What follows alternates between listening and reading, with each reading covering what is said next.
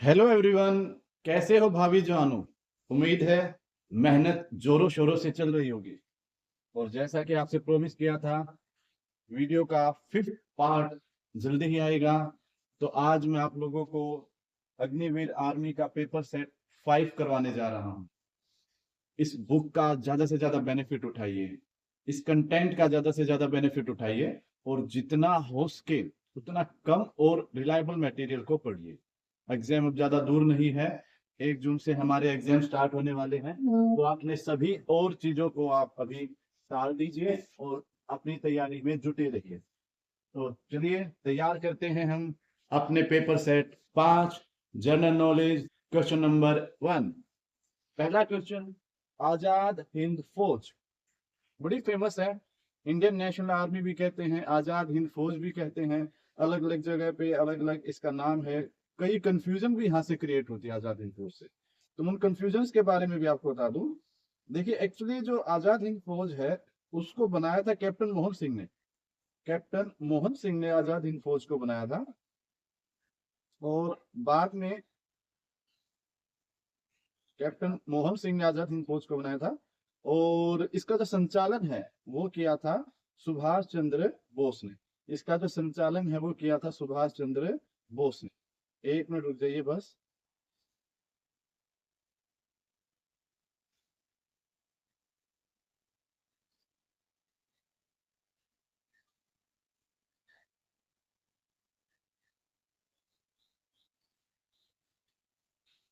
जी हाँ।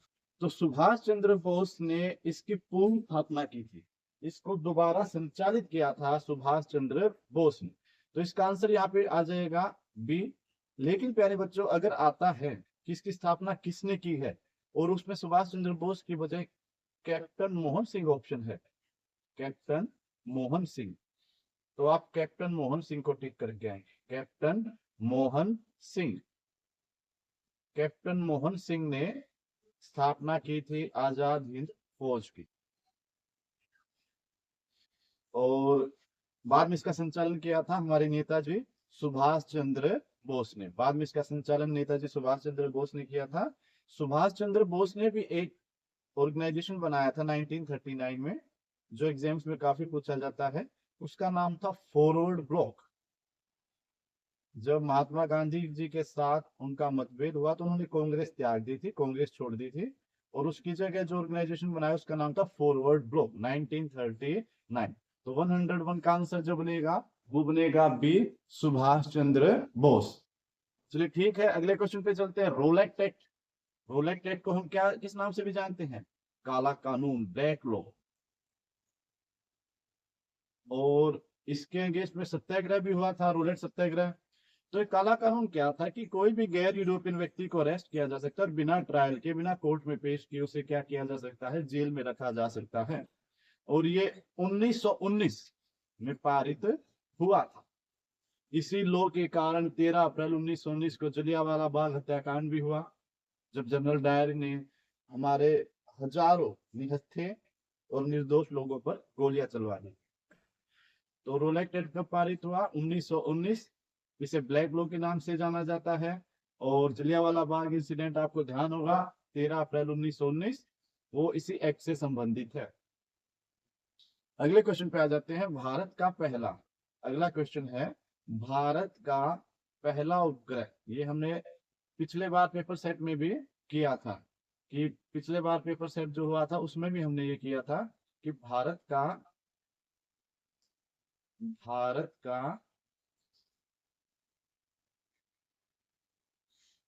भारत का पहला उपग्रह आर्यभट्ट किस वर्ष छोड़ा गया था? तो भारत का पहला उपग्रह जो है आर्यभट्ट, वो छोड़ा गया था 1975, पोखरण से अगले साल। 1975, पोखरण से अगले साल हमने आर्यभट्ट को छोड़ा था। 1975 आर्यभट्ट।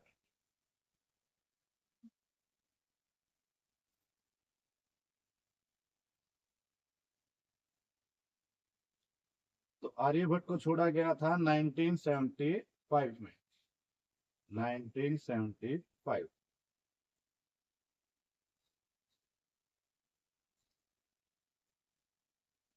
1975 में। तो भारत का पहला उपग्रह जो है आर्यभट्ट, वो छोड़ा गया था 1975 में। और ये हमने किसकी सहायता से छोड़ा था? सोवियत संघ, यूएसएसआर, जो हमारा बहुत अच्छा दोस्त था। हमने इनके साथ 20 सालों की ट्रीटी भी की थी, फ्रेंडशिप ट्रीटी। और पोखरण में इससे 1 साल पहले हमने क्या किया था? परमाणु परीक्षण किया था, जो हमारा प्रथम परमाणु परीक्षण भी। अगला क्वेश्चन है, भारत रत्न, भारत रत्न पुरस्कार कब शुरू हुआ? ये भारत का सर्वोच्च पुरस्कार है बच्चों, सिविलियंस को मिलने वाला, यानी कि एक आम नागरिक को मिलने वाला सर्वोच्च नागरिक पुरस्कार है। इससे ऊपर भारत का कोई भी पुरस्कार नहीं है, सर्वोच्च नागरिक पुरस्कार। और ये सर्वोच्च जो नागरिक पुरस्कार है भारत रत्न, ये शुरू हुआ था 1954। 3 व्यक्तियों को मिला था, डॉक्टर राधा कृष्णन, सीवी रमन, और तीसरे थे राजा जी, राजा गोपालचारी। क्रम अनुसार सबसे पहले मिला था डॉक्टर राधा कृष्णन को, सबसे पहले मिला था डॉक्टर राधा कृष्णन को। अगले क्वेश्चन पे आ जाते हैं। लोकसभा के सदस्य, लोकसभा के सदस्य कितने समय के लिए चुने जाते हैं? तो लोकसभा के सदस्य चुने जाते हैं 5 वर्ष के लिए। राज्यसभा के चुने जाते हैं 6 वर्ष के लिए। क्या लोकसभा स्थायी सदन है? नहीं, ये अस्थायी है। यानी कि 5 साल से पहले भी लोकसभा भंग हो सकती है।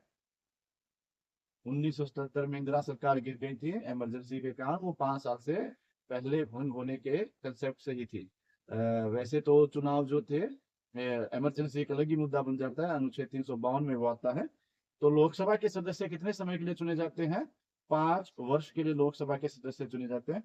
फिलहाल लोकसभा काफी खबरों में थी, क्यों? क्योंकि इसके स्पीकर को इम्पीच करने का प्रोसेस स्टार्ट किया था। तो याद रखिएगा, स्पीकर कौन है लोकसभा के? इसके स्पीकर है ओम बिरला, ओम बिरला। स्पीकर कौन होता है? स्पीकर होता है लोकसभा अध्यक्ष, स्पीकर होता है लोकसभा अध्यक्ष। अगला है, राज्यसभा एक स्थायी सदन है, इसके कितने सदन? अभी देखिए, यही बात हम कर रहे थे, स्थायी अस्थायी की बात होने लग रही थी कि स्थायी और अस्थायी। अस्थायी वो होता है जिसे कोई भंग नहीं कर सकता है, अस्थायी वो होता है जिसे कोई भी भंग नहीं कर सकता है। इसके कितने सदस्य हर 2 साल में सेवानिवृत्त हो जाते? तो इसको इस प्रकार से बनाया गया कि हर 1/3 सदस्य जो होंगे वो 2 साल में सेवानिवृत्त हो जाएंगे। और इसमें मनोनीत कितने होते हैं? नॉमिनेट कितने होते हैं? 12, 12 सदस्य इसमें मनोनीत होते हैं, नॉमिनेट किए जाते हैं। 12 सदस्य क्या होते हैं इसमें? मनोनीत होते हैं। किसके द्वारा? राष्ट्रपति द्वारा।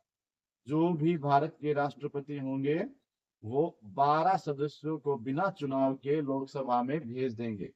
तो 106 का बन जाएगा बी, 1/3। 106 का बन जाएगा बी, 1/3। अगला हम आ जाते हैं फंडामेंटल राइट्स, मौलिक अधिकार। कितने मौलिक अधिकार हैं हमारे? 6, वर्तमान में 6। शुरुआत में कितने थे? बताओ बच्चों, शुरुआत में कितने थे? ये थे 7। किसको हटा दिया गया? संपत्ति का अधिकार, राइट टू प्रॉपर्टी। जो राइट टू प्रॉपर्टी है वो अब हमारा मौलिक अधिकार नहीं है। राइट टू प्रॉपर्टी को रिमूव कर दिया गया, हटा दिया गया, वो हमारा मौलिक अधिकार नहीं है। तो ये किस भाग में आते हैं? देखिए, पहले भाग में 1 से 3, फिर 12 तक हमारा दूसरा भाग है जिसमें नागरिकता के बारे में है। और उसके बाद ये हमारे आ जाते हैं तीसरे भाग में, 35 अनुच्छेद तक ये चलते हैं। तो इसका आंसर बन जाएगा भाग 3, 107 का सी। 6 मौलिक अधिकार है, शुरुआत में 7 थे। और ये जो अधिकार है, इसका कंसेप्ट हमने कहाँ से लिया है? ये लिया है हमने अमेरिका। इसका कंसेप्ट हमने लिया है America, USA, United states of America से इसका कंसेप्ट लिया गया है। और शुरुआत में 7 थे और आज हैं 6। अगला है भारत का राष्ट्रीय ध्वज। अगला जो क्वेश्चन है वो है भारत का राष्ट्रीय ध्वज। ये मैंने पहले भी कराया था कि भारत का राष्ट्रीय ध्वज का अनुपात जरूर याद रखना, क्योंकि वो अनुपात बहुत बार पेपर में आता है। तो चौड़ाई से लंबाई का अनुपात यहाँ पे दे रखा है 2:3। 2 है चौड़ाई का अनुपात, ब्रेड्थ, और लेंथ कितनी है? 3 अनुपात लंबाई। तो इसमें आपका राष्ट्रीय ध्वज मिलेगा 2:3, चौड़ाई से लंबाई का अनुपात 108 का 1। चलिए अगले क्वेश्चन पे चलते हैं। अगला क्वेश्चन आ जाता है हमारी सबसे बड़ी कोर्ट यानी कि सुप्रीम कोर्ट के बारे में। तो सुप्रीम कोर्ट के मुख्य न्यायाधीश अभी मैंने बताया था कौन है न्यायाधीश, हरियाणा से बने सूर्यकांत। सूर्यकांत जो है पहले हरियाणवी हैं जो हमारे सुप्रीम कोर्ट के मुख्य न्यायाधीश बने हैं। तो इसकी नियुक्ति, कोई भी नियुक्ति केंद्र में, केंद्र सरकार में होने वाली हर नियुक्ति भारत के राष्ट्रपति करेंगे। भारत के राष्ट्रपति करेंगे, कोई भी नियुक्ति करेंगे। जो भी केंद्र में नियुक्ति होगी उसे देश के राष्ट्रपति करेंगे। और सुप्रीम कोर्ट में कुल जज कितने बन गए हैं? 30 तो जज हैं जमा एक मुख्य न्यायाधीश, एक मुख्य न्यायाधीश। ठीक है, तो सूर्यकांत वर्तमान में हमारे मुख्य न्यायाधीश है। और कुल संख्या कितनी बताई है? 30 जज होते हैं और एक होता है मुख्य न्यायाधीश। अच्छा, इस मुख्य न्यायाधीश से हमें क्या याद रखना? एक, ये भारत के राष्ट्रपति को क्या दिलाता है? शपथ दिलाता है। भारत का जो राष्ट्रपति होता है उसको शपथ दिलाने का काम कौन करते हैं? देश के सर्वोच्च न्यायालय के मुख्य न्यायाधीश। देश के सर्वोच्च न्यायालय के मुख्य न्यायाधीश। अच्छा, एक चीज और याद रखिएगा, थोड़ा ध्यान से सुनिएगा और नोट डाउन कर लीजिएगा। अगर भारत का राष्ट्रपति मौजूद नहीं है, अगर भारत का राष्ट्रपति मौजूद नहीं है तो वाइस प्रेसिडेंट यानी कि भारत के जो वाइस प्रेसिडेंट होंगे वो क्या बन जाएंगे बच्चों? वो बन जाएंगे प्रेसिडेंट ऑफ इंडिया। लेकिन अगर वाइस प्रेसिडेंट भी प्रेजेंट नहीं है तब ये चीफ जस्टिस बनेंगे। अच्छा, थोड़ा सा इसमें एरर है बच्चों, थोड़ा सा चेंज कीजिएगा। अगर अप्रैल 2026 तक की यानी कि वर्तमान की बात करेंगे तो हमारे यहाँ पे अधिकतम 34 हो गए हैं प्यारे बच्चों। तो 33 जज कर लीजिए, यहाँ पे जज की संख्या 33 कर लीजिए, 33 प्लस एक मुख्य न्यायाधीश होता है। और एक हमारे ऐसे मुख्य न्यायाधीश रहे भी हैं जो सुप्रीम कोर्ट के सीजे होने के बावजूद देश के राष्ट्रपति बने। इसका आंसर मैं नहीं बताने वाला, आप कमेंट में जरूर बताएं इसका आंसर क्या है। कौन से भारत के मुख्य न्यायाधीश देश के राष्ट्रपति बने थे? चलिए अगले क्वेश्चन पे चलते हैं। प्लानिंग कमीशन, प्लानिंग कमीशन बार बार आने वाला एक क्वेश्चन है, बड़ा इंपॉर्टेंट क्वेश्चन है। 1950 में बना एक संस्था जिसने भारत की पंचवर्षीय 5 ईयर प्लान को स्टार्ट किया था। इसको समाप्त कर दिया था 1 जनवरी 2015। और इसका जगह आ गई थी NITI यानी कि नीति आयोग। नीति आयोग ने इसका स्थान ले लिया। अध्यक्ष वही है प्रधानमंत्री। देश के प्रधानमंत्री नीति आयोग के अध्यक्ष होंगे। चलिए अब हम आगे चलते हैं। अगला क्वेश्चन है क्विट इंडिया मूवमेंट। पिछली बार हमने पढ़ा था क्विट इंडिया मूवमेंट के बारे में। क्विट इंडिया मूवमेंट जो है वो 9 अगस्त 1942 को चला था। और अब क्वेश्चन ये है कि उस समय देश के गवर्नर जनरल या वायसराय, देश के गवर्नर जनरल या वायसराय कौन थे? तो ये थे बच्चों, थोड़ा ध्यान देंगे तो चारों भी बहुत इंपॉर्टेंट है। बी इसका वैसे तो आंसर है बी, लॉर्ड लिनलिच को। लेकिन माउंटबेटन से आपको ध्यान होगा ये देश के स्वतंत्र भारत के प्रथम थे। जब भारत आजाद हो गया था, स्वतंत्र भारत के प्रथम वायसराय। इरविन से गांधी इरविन समझौता तो आपको याद होगा 1931। गांधी इरविन समझौता 1931, 1931। और लॉर्ड कर्जन जिसने देश का बंगाल के टुकड़े किए थे 1905। बंगाल विभाजन 1905, बंगाल विभाजन 1905, बंगाल विभाजन। तो 111 का आंसर है बी। 111 का आंसर है बी। अब हम आ जाते हैं आंसर नंबर 112 पे। 112 पे आ जाते हैं। भारत में जीएसटी लागू हुआ 1 जुलाई 2017। 1 जुलाई, डेट भी याद कीजिएगा, 1 जुलाई 2017 भारतवर्ष में इसको लागू किया गया। कौन सा संशोधन था? 101 अमेंडमेंट। संविधान में जो अमेंडमेंट हुआ वो था 101 अमेंडमेंट। और इसकी फुल फॉर्म क्या है? Goods and service tax. तीनों क्वेश्चन आपके तैयार हो गए। Goods and service tax, goods and service tax. चलिए हम अगले क्वेश्चन पे आ जाते हैं। जंतर मंत्र, जंतर मंत्र कहाँ स्थित है? जंतर मंत्र दो जगहों पे है, जयपुर में भी और दिल्ली में भी। तो इसका आंसर बन जाएगा दोनों। 113 का बनेगा सी, दोनों।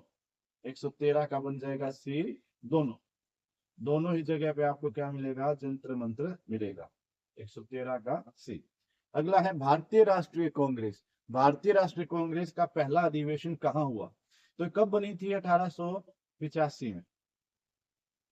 पुणे में होना था, लेकिन इसको स्विच कर दिया गया था और ये हुआ था मुंबई में। इसके बारे में मैंने डिटेल बता रखी है, पहले अध्यक्ष भी बता रखे हैं, और एओ ह्यूम के बारे में, ओलिवर ह्यूम के बारे में बता रखा है। तो 114 का आ जाएगा ए, मुंबई। अगला है नोबेल प्राइज। अगला है नोबेल प्राइज। नोबेल प्राइज किस देश के द्वारा दिया जाता है? संसार का सर्वोच्च पुरस्कार है नोबेल प्राइज, जिसे देते हैं स्वीडन में। हाँ, एक छोड़ दीजिए, पीस। शांति का कौन दे रहा है? शांति के अलावा सारे स्वीडन में। शांति का मिलता है नॉर्वे में। तो प्यारे बच्चों, तैयारी जरूर कीजिए, इन क्वेश्चनों को लिख लीजिए।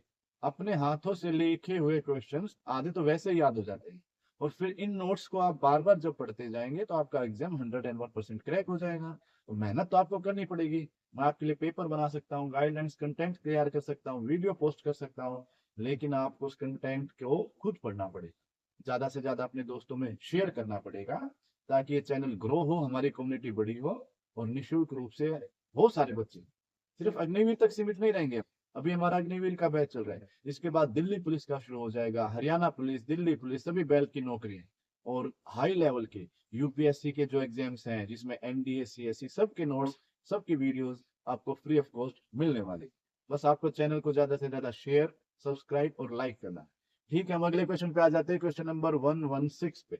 भारत की राष्ट्रीय नदी कौन सी है? ये तो बड़ा इजी क्वेश्चन है, गंगा। गंगा भारत की राष्ट्रीय नदी है, जो उत्तराखंड गंगोत्री से निकलती है। अगले क्वेश्चन पे 117, राइट टू एजुकेशन, शिक्षा का अधिकार। शिक्षा का अधिकार ये कब लागू हुआ बच्चों? तो शिक्षा का अधिकार जो है वो लागू हुआ था 2010 में। 2010 में राइट टू एजुकेशन लागू किया गया था। किस आयु वर्ग का है ये? 6 से 14। 6 से 14।